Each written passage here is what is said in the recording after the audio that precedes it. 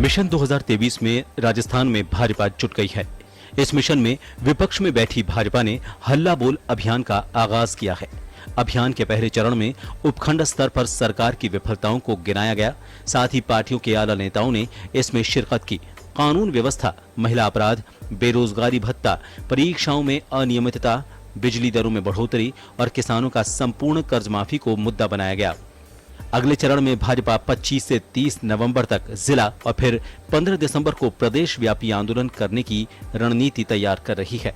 पिछले 3 साल होने को आई सरकार को एक भी वादा सरकार ने पूरा करने का काम नहीं किया। ग्रामीण क्षेत्र के अंदर विकास अवरुद्ध है। आज राजस्थान पूरे देश के अंदर क्राइम के क्षेत्र में 1 नंबर के ऊपर आ चुका है। मासूम बच्चों के साथ जिस तरीके की दरिंदगी हो रही है, जिस तरीके से दिन दहाड़े हत्याएं हो रही है। जयपुर जिला जो राजस्थान की राजधानी है, राजधानी के अंदर दिन दहाड़े हत्याएं होना, चाहे वो जमरामगढ़ के अंदर हो, चाहे आमेर के अंदर हो, चाहे शाहपुरा के अंदर हो, चाहे विराटनगर के अंदर हो, ये हत्याएं इस बात को इंगित करती है कि सरकार का इकबाल पूर्णतः समाप्त हो चुका है और सरकार सिर्फ अपने आप को बचाने के लिए काम कर रही है।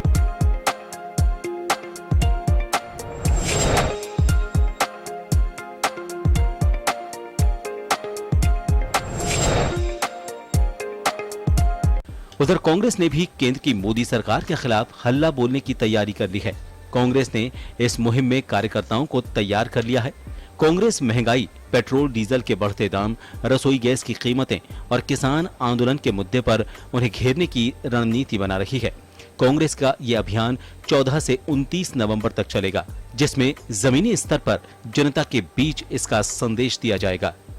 तो कांग्रेस के सदस्यता अभियान को उस पीड़ा से जोड़ा जाएगा और बाकायदा इस बात के लिए जागरण किया जाएगा, जागृति पैदा की जाएगी कि पेट्रोल के दाम, डीजल के दाम, रसोई गैस के दाम, खाना पकाने के तेल के दाम, सब्जियों के दाम, दूसरी खाद्य वस्तुओं के दाम और जिस प्रकार से अफरा तफरी का अर्थव्यवस्था का माहौल है, जिसमें करोड़ों बेरोजगार हो गए हैं और युवाओं के लिए रोजगार नहीं। वर्ष 2021 का आखिरी महीना पार्टियों के आंदोलन के बीच गुजरेगा, जिसमें पार्टियां एक दूसरे को घेरने की पूरी कोशिश करेंगी। ब्यूरो रिपोर्ट, जन टीवी।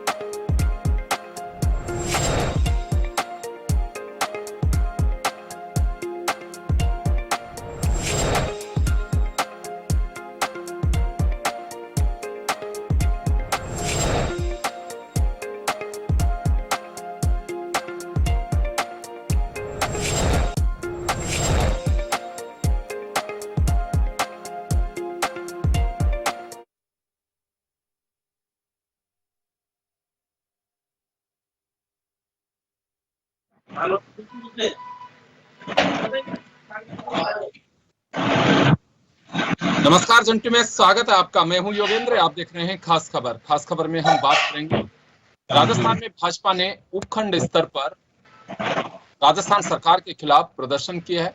77 जो सब डिविजनल सब हेडक्वार्टर्स हैं उन पे यानी कि उपखंड अधिकारी के यहाँ पे प्रदर्शन किए हैं।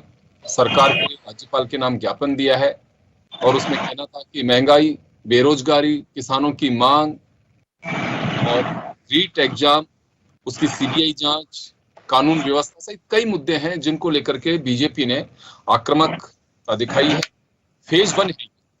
उसके बाद जिला स्तर की तैयारी है बीजेपी की और उसके बाद दिसंबर में प्रदेश स्तर की तैयारी है जिसमें 2 लाख कार्यकर्ताओं को बुलाए जाने का लक्ष्य रखा है।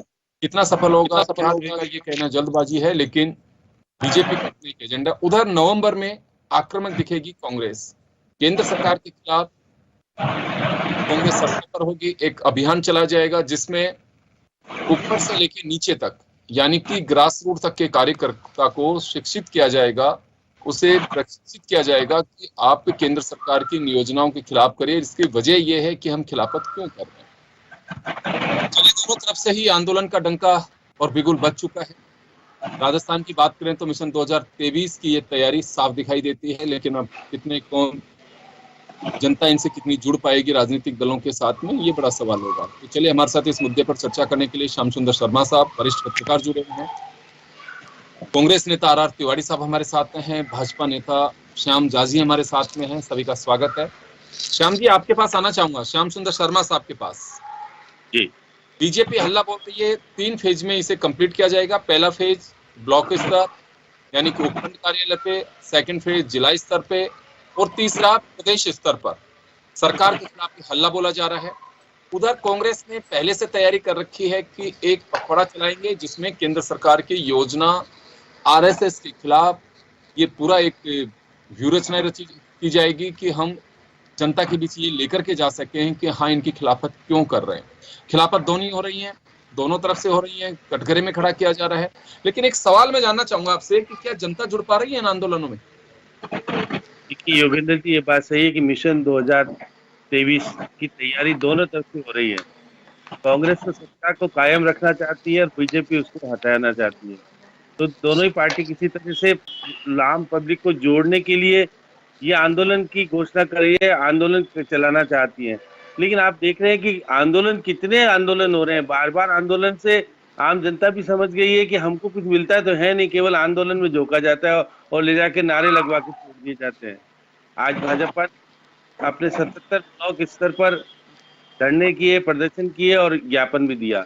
लेकिन अधिकांश जगहों पर जहां पर कुछ जैसे प्रदेश अध्यक्ष गए, ओसिया में निश्चित रूप से ज्यादा ट्रैक्टर ज्यादा दिखे, तो प्रदर्शन में जो दमखम दिखना चाहिए वो दमखम इतना दिख नहीं पा रहा जो होना चाहिए। उन्होंने जिला स्तर पे कहा है कि हम दिसंबर में, तो जब सरकार अपना 3 साल पूरे करेगी उस वक्त ये कहेंगे कि 2 लाख लोगों को जयपुर में ला करके प्रदर्शित करने का प्रयास करेंगे कि देखिए भाजपा के साथ लोग हैं और भाजपा आपकी सरकार को उखाड़ फेंकना चाहते हैं। और कांग्रेस से दूसरी सोनिया गांधी जी ने अभी कार्य समिति की प्रभारियों की और जिला प्रदेश अध्यक्षों की बैठक की थी। उसमें स्पष्ट रूप से कहा था कि हमको केंद्र सरकार के योजनाओं की नीति के खिलाफ अभी से ज्यादा ताकतवर तरीके से लड़ना पड़ेगा, सड़कों पे आना पड़ेगा, लोगों को समझाना पड़ेगा कि उनके अहित वाले मामले हो रहे हैं, सारी बातें। तो ये सारी बातें दोनों पार्टियां तैयारी जरूर कर रही है और किसके भरोसे कर रही है? कार्यकर्ताओं के भरोसे। लेकिन कांग्रेस का तो संगठन प्रदेश में किस स्थिति में ये तिवारी जी बताएंगे, लेकिन देखिए और भाजपा में किस प्रकार की फूट है ये श्याम जी बताएंगे। तो दोनों पार्टियों में अलग अलग स्थितियां हैं और लोगों को जोड़ ये आंदोलन सिरे चढ़ पाएंगे? चले पार्टी स्तर पे आंदोलन होना, एक जनता का जुड़ना। मैं बहुत लंबे समय से एक चीज देख पा रहा हूँ कि जनता नहीं जुड़ पाती है, चाहे वो बीजेपी का आंदोलन, मैं राजस्थान की बात कर रहा हूँ और राज्यों की मैं नहीं कर पा रहा, वहां की तस्वीर अलग अलग तरह से आती है। लेकिन राजस्थान के आंदोलन में आप देखिए कि कार्यकर्ताओं के अलावा, यानी कि अपने कुनबे के अलावा कोई दूसरे लोग मुझे दिखाई नहीं देते हैं। पहले होता था आंदोलन क्योंकि जनता की आवाज बनते थे राजनीतिक दल और वो जनता का आंदोलन कहलाता था कि नेतृत्व राजनीतिक दल कर रहे हैं। लेकिन अब ऐसा नहीं दिखाई देता, चाहे बीजेपी करे चाहे कांग्रेस केंद्र के खिलाफ करे। तो इसकी एक बड़ी वजह क्या राजनीतिक दलों को इस पर मंथन करना चाहिए कि ऐसा क्या हो गया कि पिछले 10 साल के से जो जनता जुड़नी चाहिए, जिन लोगों के लिए संघर्ष किया जा रहा है, वो लोग जुड़ नहीं पा रहे हैं। चले मैं आरव तिवारी साहब के पास में जाना चाहूंगा। तिवारी साहब, एक लंबा राजनीतिक एक्सपीरियंस आपको, अभी आप देखे होंगे आंदोलन पहला नहीं है, इससे पहले बहुत सारे आंदोलन देखे होंगे आप लोगों ने। जनता का आंदोलन होता था, नेतृत्व राजनीतिक दल करते थे, खासकर जो विपक्ष में बैठा हुआ दल, और जनता की भीड़ होती थी। कार्यकर्ता बेशक व्यवस्था करते हो लेकिन जनता होती थी। लेकिन अब जन आंदोलन नहीं कह सकता मैं इसे, केवल राजनीतिक आंदोलन कह सकते हैं। देखो योगेंद्र भाई, जब से मोदी सरकार आई, भारतीय जनता पार्टी तो देश में है ही नहीं, ये मेरा मानना है। ये जहां साहब इसको स्वीकार करे या नहीं करे, चलो, लेकिन ये बात लेकिन मैं तो वो जानना चाह रहा हूं पहले आपसे कि जनता क्यों नहीं जुड़ पा रही राजनीतिक दलों के आंदोलनों में। सवाल ये कि देश में अघोषित तानाशाही चल रही है। देश के लोगों को, भरोसों को लूटा है देश के प्रधानमंत्री नरेंद्र मोदी जी ने। 2014 में जो सपने दिखाए थे, तारे तोड़ करके गैस का सिलेंडर कम करा दूंगा, पेट्रोल के दाम कम करा दूंगा, डीजल के दाम कम करा दूंगा, हर साल 2 करोड़ लोगों को रोजगार दे दूंगा, काला धन वापस ले आऊंगा, कांग्रेस के नेताओं ने जो लाखों करोड़ों रुपए लूट रखा है, जो स्विट्जरलैंड के बैंकों में जमा है, उनको मैं निकाल करके लाऊंगा, हर आदमी के घर में 15 लाख रुपए दे दूंगा। ये जो सपने दिखाए थे, उसके बाद में देश के करोड़ों करोड़ों लोगों को धरातल पे आना पड़ा। आदमी में लग रहा था कि देश में एक अवतार पैदा हुआ है जो हमारी सारी समस्याओं का निदान कर देगा। मेरे घर में 15 लाख रुपए आ जाएंगे। देश के तमाम नेताओं ने, कांग्रेस के बड़े हिस्से ने देश को लूटा है, स्विट्जरलैंड के खातों में पैसा जमा है। वो सारा का सारा जुमला साबित हुआ। और ये कहा किसने जुमला? भारत के गृह मंत्री ने कहा वो जुमला था। आज अघोषित इमरजेंसी है, आपातकाल है। आदमी को नोटबंदी के बाद में जो कुछ सहना पड़ रहा है, लोगों के पास में रोजगार नहीं है। महामारी के बाद में तो हालात ये होगी, जो नौकरी कर रहा था उसको नौकरी का तो चलिए तिवारी साहब, आप ये तो स्वीकार करते हैं कि हाँ, वास्तव में नौजवानों को ठगा गया, किसानों को ठगा गया, गृहिणियों को ठगा गया। और आज आदमी कह रहा मैं मारे जाऊं या मैं किसी आंदोलन में शामिल हूं। तिवारी साहब, वजह कोई भी हो, लेकिन ये तो आप स्वीकार करते हैं कि हाँ, वास्तव में जनता पहले की तरह आप लोगों के आंदोलनों से नहीं जुड़ रही है। मैं आप अकेले की बात नहीं कर रहा हूँ, सभी राजनीतिक दलों की बात कर रहा हूँ। मैंने ये तो बताया, आदमी को रोजमर्रा अपने कमाने पे ध्यान है। वो कह रहा मैं दिन भर की जाऊंगा तो मेरे 200 रुपए की छूट जाएगी। श्याम जी के पास जाना चाहूंगा, श्याम झा साहब के पास जाना चाहूंगा। झा साहब, आपके पास आना चाह रहा हूं मैं। आप लोगों का है लोकतांत्रिक अधिकार है, आप बिल्कुल निश्चित रूप से आप अपने एजेंडे पे लगे हुए हैं। 3 फेज में आप ये आंदोलन करेंगे, अभी उपखंड पे हैं। लेकिन मैं जो तस्वीरें देख रहा हूँ बहुत ज्यादा, यह हमारे रिपोर्टर से जिनसे बात हो रही है, उनका साफ कहना है कि सब बीजेपी के कार्यकर्ताओं का प्रदर्शन है। ये पब्लिक कितनी है कि सब पब्लिक, आम आदमी कोई नहीं है किसी के साथ में। यही हालत मेरे कांग्रेस के साथ, अभी हमारे साथी बैठे हैं, उनसे भी मैंने जानना चाहा, तो कभी इस पर विचार होता है कि जनता आंदोलनों से क्यों नहीं जुड़ पा रही है? देखिए, जनता आंदोलन से जरूर जुड़ती है योगेंद्र जी। जनता के हित के लिए अगर कोई आंदोलन होता है, और भारतीय जनता पार्टी की ये नीति रही है कि शुरू से जनता के हित के लिए जो भी सरकार हो, जो सत्ता में बैठी हो, उसको नींद से जगाने के लिए आंदोलन करती है भारतीय जनता पार्टी, और जनता को साथ में लेकर के करती है। और भारतीय जनता पार्टी के साथ, भारतीय जनता पार्टी की नीति के साथ जनता जुड़ती है और सदैव जुड़ी है। अभी भी जनता जुड़ रही है। काफी लोग थे जहां जहां आंदोलन हुए, और आने वाले टाइम में और भी अधिक लोग खुल के सामने आएंगे, क्योंकि कोविड का एक लंबा समय था, कुछ गाइडलाइंस की जो वो थी, बाध्यता थी, बाध्यता थी। इस वजह से थोड़ा सा हमने भी ये कंट्रोल रखा कि पालन करके गाइडलाइन का और आंदोलन की शुरुआत हो। और आगे आप देखिएगा, दिसंबर में जो एक बड़ा आंदोलन करने का भारतीय जनता पार्टी का जो लक्ष्य है, वो बहुत ही सफल आंदोलन होगा, और गहलोत सरकार की नींव हिल जाएगी, गहलोत सरकार की नींद उड़ जाएगी। चले, नींद उड़ा रहे हैं, पहले भी आंदोलन बहुत सारे चले हैं। सरकार की नींद उड़ाने के लिए जनता की नींद नहीं उड़नी चाहिए, राजनीतिक दल ये कोशिश करें। श्याम शर्मा साहब के पास में जाना चाहूंगा। सर, आपके पास आना चाहूंगा मैं। अभी दोनों पार्टियों के नेता अपने अपने वक्तव्य दे रहे हैं कि कोविड प्रोटोकॉल, और ये एक चीज तो कहनी पड़ेगी, यहाँ कोविड की वजह से एक राहत की तो बात है राजनीतिक दलों के लिए। अगर भीड़ नहीं भी जुट पाती है तो ये कहा जा सकता है कि हमने खुद ने इतने ही लोगों को बुलाया था, कोविड की वजह से ध्यान रखना उनके स्वास्थ्य का भी एक राहत है इसमें आंदोलन में ही।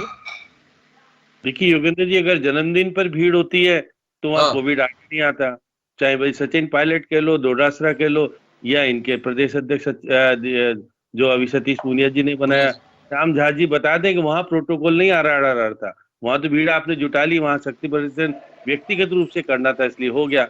लेकिन इवेंट मैनेजमेंट वाला जब से काम चला है, देखिए आप इलेक्शन में भी आजकल कार्यकर्ता की जगह लोगों को हायर किया जाता है और उसके आधार पर टिकट लेकर के चुनाव लड़ा जाता है, इसलिए महंगा चुनाव हो गया है। कार्यकर्ताओं का चुनाव पहले हुआ करता था, पार्टी के पदाधिकारी या जिसको टिकट मिलता था वो पैसे कम खर्च करता था, कार्यकर्ताओं के भरोसे चुनाव जीतता था। अब कार्यकर्ताओं के भरोसे चुनाव नहीं जीता जाता, अब तो आपका पैसा लगा करके, लोगों को जुटा करके और सब कुछ करके चुनाव जीता जाता है। इसलिए नेता जानता है कि मुझे भीड़ इकट्ठी करनी आती है, किस तरह से की जा सकती है। भीड़ इकट्ठी होगी तो भी ठीक है, नहीं होगी तो भी ठीक है, क्योंकि चुनाव लड़ने के लिए तो उसे धन खर्च करना ही पड़ेगा। कार्यकर्ताओं का जितना सहयोग कितना मिल पाता है ये तो आजकल अलग बातें हो गई है। जब से कि इवेंट के तरह चुनाव लड़ा जाने लगा है तो बहुत अलग अलग चीजें हो गई है। अब आप देखिए, कांग्रेस सत्ताधारी पार्टी है, लेकिन क्योंकि केंद्र का चीजों का उनको विरोध करना है, उनको अपने प्रदर्शन करना है, सत्ता में होने के बाद भी विरोध प्रदर्शन होता है और उनके साथ भीड़ इसलिए जुड़ती है कि मंत्री जी काम कराएंगे, एमएलए काम कराएंगे, तो उनके साथ थोड़ी भीड़ जुटी रहती है। विपक्ष के साथ एक कमजोरी हो जाती है कि अगर विधायक है तो कुछ लोगों को लेके आ जाते हैं और विधायक नहीं होते तो कमजोर हो जाता है आंदोलन। ये बात सही है, सत्ता और गैर सत्ता के साथ ये सब चीज जुड़ी रहती है, क्योंकि विधायक दोनों के पास है, विधायकों का अपना वजूद होता है और काम कराने की कुछ उनके पास पावर होते हैं। श्याम जी, देखिए आपका बहुत लंबा एक्सपीरियंस है, आपने कई दशक तक बड़ी बारीकी से राजनीति को देखा, आपने भैरव सिंह जी शेखावत का वक्त भी देखा, आपने हरदेव जोशी जी का वक्त भी देखा, कितने मुख्यमंत्रियों को देखा।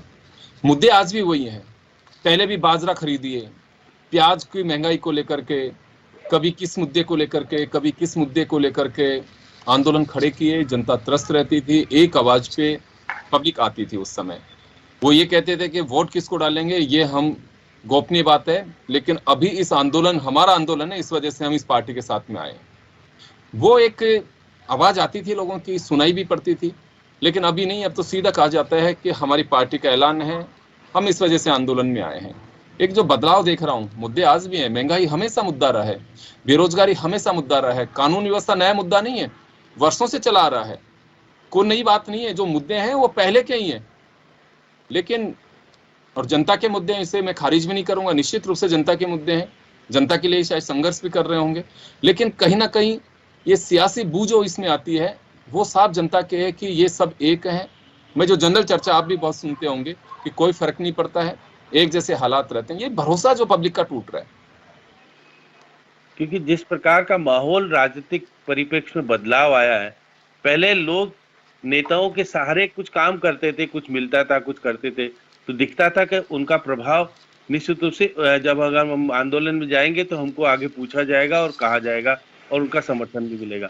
अब वो सब चीजें नहीं है। आजकल तो क्या है कि जिस तरह से मैं देख रहा हूँ कि आज का आंदोलन भी हुआ, आप देखिएगा यहाँ एडीएम को आज ज्ञापन देने गए सांसद भी थे, महापौर भी थी और काफी लोग उसमें जो कि पदाधिकारी और आगे का कार्यकर्ता, तो शायद श्याम जी कहेंगे कि जयपुर में तो मुझे देखने को नहीं मिला, बाकी जगह भी एक एक पदाधिकारी इसलिए भेजा गया जिससे कि वहां के जिले के लोग आकर के ये कहे कि हमारी उपस्थिति दर्ज की हुई है, क्योंकि वहां के लोग होते तो इसलिए निश्चित रूप से पर्यवेक्षक भेजना या वहां का नेतृत्व कहना कि प्रदेश के लोग पार्टी के रणनीति का हिस्सा भी है। मैं वापस आऊंगा आपके पास में, तिवारी साहब आपके पास आना चाहूंगा मैं भी।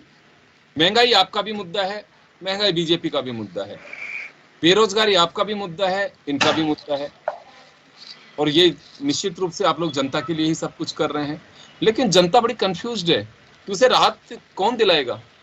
आप तो दोनों के दोनों मांग कर रहे हैं। योगेंद्र भाई, श्याम शर्मा जी हैं पत्रकार, श्याम झा हैं भारतीय जनता पार्टी के प्रतिनिधि, और योगेंद्र भाई आप भी देश के नागरिक हैं। आज देश में महंगाई का जो नंगा नाच नरेंद्र मोदी जी की सरकार में रोज बढ़ रहा है। ये नहीं है आज तो बढ़ा दिया कल से ठीक हो जाएगा। पेट्रोल के दाम 30 पैसे, 35 पैसे, 38 पैसे। अरे वो जो हम 65 रुपए लीटर पेट्रोल दे रहे थे, नरेंद्र मोदी और नरेंद्र मोदी के तमाम नेता दिल्ली के गली मोहल्ले के सिलेंडर लेकर के, खाली स्कूटर लेकर के बैलगाड़ी में चलते थे। जीएसटी काउंसिल में विरोध क्यों किया तिवारी जी बताएंगे? पेट्रोल डीजल को जीएसटी काउंसिल में विरोध करने के लिए क्या 70 रुपए किलो का मूंगफली आवश्यकता थी? जीएसटी दायरे में ला रहे थे पेट्रोल डीजल। अब हालात तो देखो, पूरे देश के लोगों को उत्तर से दक्षिण, पूरब से पश्चिम, आज पूरे देश को लूटा जा रहा भारतीय जनता पार्टी के लोगों के द्वारा। आम आदमी जो दीपावली पे मेरे राम को पूजेंगे, जो 11 दीपक जलाते थे मेरी माँ बहने, आज वो कह रही हम 5 ही दीपक जलाएंगे। सरसों का तेल 210 रुपए किलो कहां से लाएंगे?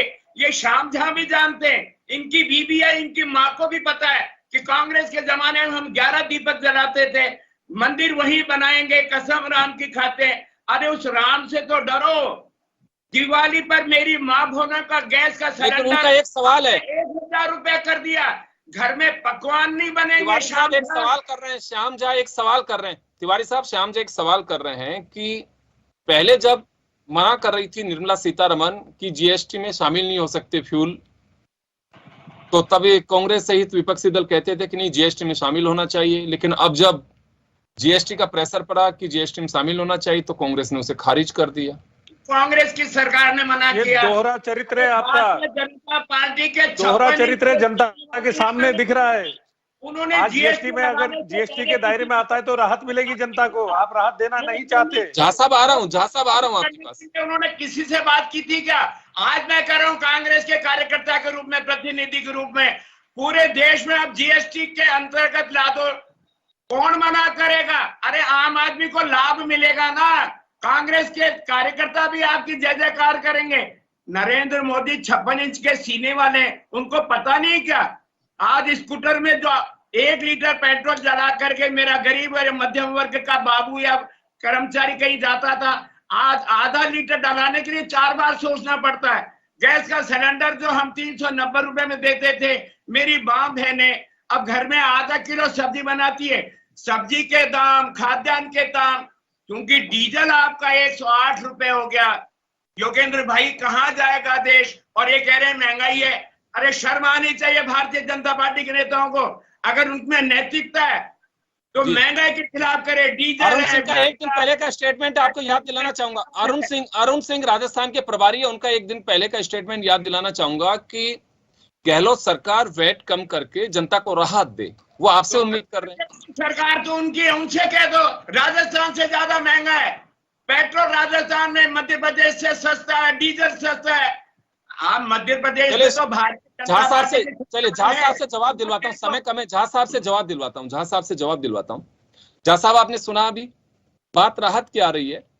हर केंद्र हो चाहे राज्य हो, वो अपने खजाने से कुछ भी खाली नहीं करना चाहते, खजाने में इजाफा करना चाहिए, करना भी चाहिए। देश का विकास है, प्रदेश का एक विकास है। लेकिन आप उम्मीद कर रहे हैं कि वैट में कम हो, कांग्रेस उम्मीद कर रही है कि जो एक्साइज ड्यूटी है उसको विड्रॉ करे सरकार कुछ, तो ऐसे तो राहत नहीं मिलेगी। योगेंद्र जी, ये कांग्रेस का दोहरा चरित्र है। आज देखिए, अगर जीएसटी के दायरे में पेट्रोल डीजल आता तो जनता को कितनी राहत मिलती। आज यहाँ चीख चीख के बोल रहे हैं और कांग्रेस शासित प्रदेशों ने ही जीएसटी का विरोध किया कि पेट्रोलियम उत्पाद को जीएसटी के दायरे में नहीं लाना चाहिए। आज आप बताइए, एक्साइज ड्यूटी पिछले 1 साल से 1 पैसा भी नहीं बढ़ा। जीएसटी जो वसुंधरा सरकार के टाइम पे 26% था, वैट होता था उस समय, आज 36% है।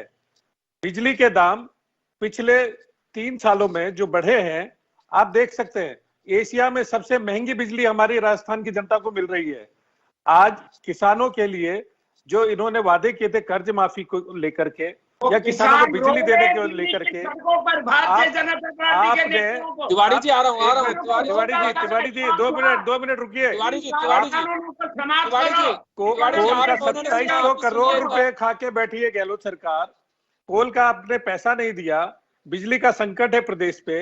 आप इसका जवाब दीजिए ना तिवारी जी, आप काहे चिल्ला रहे हैं? आप एक चीज बताइए, आप जीएसटी के दायरे में लाने की बात के लिए यहाँ पे चिल्लाते हैं, आपके लोग वहां जाके विरोध करते हैं। आप लोग एक बार तय तो करिए, इतना कंफ्यूजन किस बात का है कांग्रेस पार्टी में? केंद्र सरकार के नीचे आपके कांग्रेस पार्टी में इतना कंफ्यूजन क्यों है? आप कहते हैं कि जीएसटी के दायरे में लाओ, और जब जीएसटी के लिए मीटिंग होती है आप विरोध करते हैं। गरीब आप लोगों ने, चलिए श्याम जी अपनी बात पूरी करिए। झा साहब, जब इन्होंने वादा किया किसानों से कर्ज माफी का, कर्ज माफी नहीं की गई इनसे। 10 दिन में राहुल गांधी ने 10 दिन में कर्ज माफी का वादा किया। कह रहा तो राष्ट्रीयकृत बैंकों का पैसा राज्य सरकार माफ नहीं कर सकती है। 10 दिन का आपने वादा किया, किस ब्याह पे किया?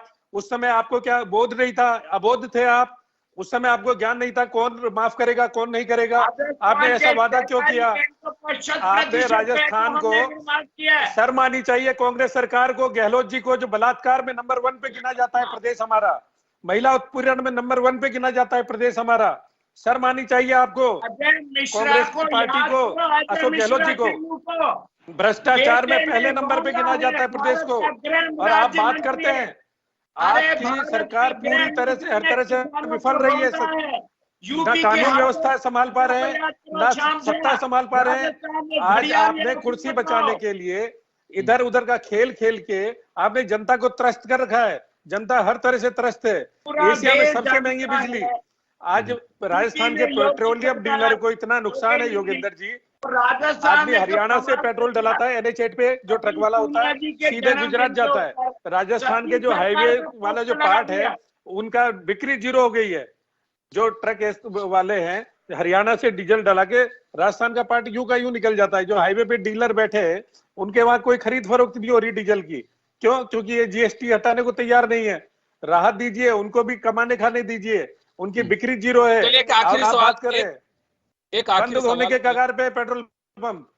चलिए आखिरी सवाल श्याम शर्मा साहब से है मेरा। श्याम जी आपके पास आना चाहूंगा मैं एक बार। आपने दोनों के तर्क सुने अभी, दोनों ही वो हैं जो दे सकते हैं जनता को राहत, चाहे राज्य सरकार हो चाहे केंद्र सरकार हो, लेकिन बोल एक दूसरे के पाले में डाली जा रही है राहत की। ये मैं केवल एक राहत की बात कर रहा हूं जिसमें सीधे सीधे मान सकते हैं कि अपनी जिम्मेदारी से बच रही हैं सरकारें दोनों। देखिए योगेंद्र जी, बहुमत के आधार पर काउंसिल में निर्णय होते हैं। बहुमत तो बीजेपी का है, कर सकती है बीजेपी निर्णय। बीजेपी निर्णय नहीं करना चाहती, थोपना चाहती, कांग्रेस निर्णय नहीं करना देना। श्याम जी, कितने प्रदेशों में बीजेपी की सरकार है, उस बिहार पे निर्णय होगा ना। आप ये तो देखिए ना, अरे सुनिए, लोकसभा में थोड़ी, अरे बहुत सारे निर्णय आपने, बीजेपी अगर चाहिए तो हुआ निर्णय, उनको बताया नहीं, बताने की स्थिति नहीं है क्योंकि चाहते नहीं है, राजनीतिक मुद्दा बनाए रखना चाहते हैं। अब देखिए कल है ना जिला परिषद, लेकिन जनता की अगर ये हितैषी है तो इन्होंने विरोध क्यों किया? इनको एक तरफा सपोर्ट करना चाहिए था उसका। आज ये बोल रहे हैं यहाँ आकर कि मैं समर्थन करता हूँ। विरोध किया। अरे प्रधानमंत्री का आम आदमी के लिए अगर फैसला करेंगे तो हम स्वीकार करेंगे। करो नरेंद्र मोदी जी से।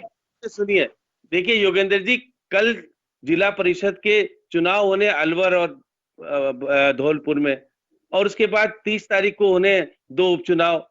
भाजपा अपना प्रदर्शन करके दिखाना चाहती है कि हम देखिए जनता के लिए लड़ रहे हैं, वोट हमको दे दो। तो ये इसका प्रदर्शन के पीछे कुछ उद्देश्य भी होते हैं, ऐसा नहीं केवल प्रोपोगंडा करने के लिए सब कुछ किया जाता है। तो भाजपा का शासन नहीं है, तो भाजपा अपने आप को सर्वाइव करने के लिए, धौलपुर में स्थिति ठीक नहीं है इनकी, ये बता दें वहां पे जिला परिषद की। अब तो काउंटिंग, अब तो रिजल्ट सामने है, वोटिंग हो चुकी है वहां पे, अब तो रिजल्ट है बस। हाँ, तो लेकिन ये क्योंकि उपचुनाव का तो वोटिंग होना है ना 30 तारीख को, तो ये सब चीजें हैं। बहुत सारी बीजेपी अपने स्ट्रेटेजी के तहत प्रदर्शन करती है, अब क्योंकि पार्टी अपने अपने तरीके से करती है। लेकिन ये बात सही कि आम लोगों का जुड़ाव जो पहले पार्टियों के प्रति समर्पण भाव था, वो धीरे धीरे कम हो रहा है। ये चिंता का विषय दोनों पार्टियों के लिए। दोनों जगह से मान सकते हैं, राहत की कोई उम्मीद नहीं कर सकते अभी हम। राहत तो देना नहीं चाहता, जिसके पास सत्ता है वो देना नहीं चाहता। राजस्थान में अशोक गहलोत एजेंडे में शामिल करना चाहते हैं कि एक दूसरे के पाले में बोल डाल करके, यही सबसे बड़ी वजह है कि जनता नहीं जुड़ पाती है। केंद्र सरकार यानी कि भाजपा चाहे राहत आज दे सकती है जनता को, पूरे देश को दे सकती है। अगर कांग्रेस चाहे राजस्थान में वैट कम करके दे सकती है, क्योंकि आप ये तय मान के चलिए कि फ्यूल प्राइस जब इंक्रीज होते हैं, कि बढ़ते हैं, तो उसका असर आपके सब चीजों पे पड़ता है। आपके खाद्यान्न पे पड़ता है, आपकी दिनचर्या पे पड़ता है, आपके बाजार पे पड़ता है, तमाम चीजों पे पड़ता है। और यही बड़ी वजह है कि जनता त्रस्त है, नेता मस्त है। आंदोलन महज एक रस्म अदायगी ताकि अपने आप को बनाए रखा जा सके, जनता से कोई सरोकार नहीं है। ये मुझे बड़े कहने में कहीं कोई अतिशयोक्ति नहीं है। उसकी वजह साफ है, जनता जुड़ नहीं पाती है, क्योंकि जनता को राहत जहां दी जानी चाहिए को देना नहीं चाहता। बोल एक दूसरे के पाले में जरूर डालना चाहते हैं। इसे गुगली जिसे कहते हैं, या कहीं नूरा कुश्ती कह सकते हैं इसे हम, कि आप भी मत गिरना हम भी नहीं गिरेंगे, लेकिन चलते रहना देना। खैर चलिए, ये आंदोलन है, लोकतंत्र है, इन्हें अधिकार दिया, ये आंदोलन कर सकते हैं, लेकिन जनता का भरोसा जरूर टूट रहा है आंदोलनों से, बस मैं ये कह सकता हूं। बहुत बहुत शुक्रिया आप सभी का। खास खबर में इतना ही, दीजिए इजाजत, नमस्कार।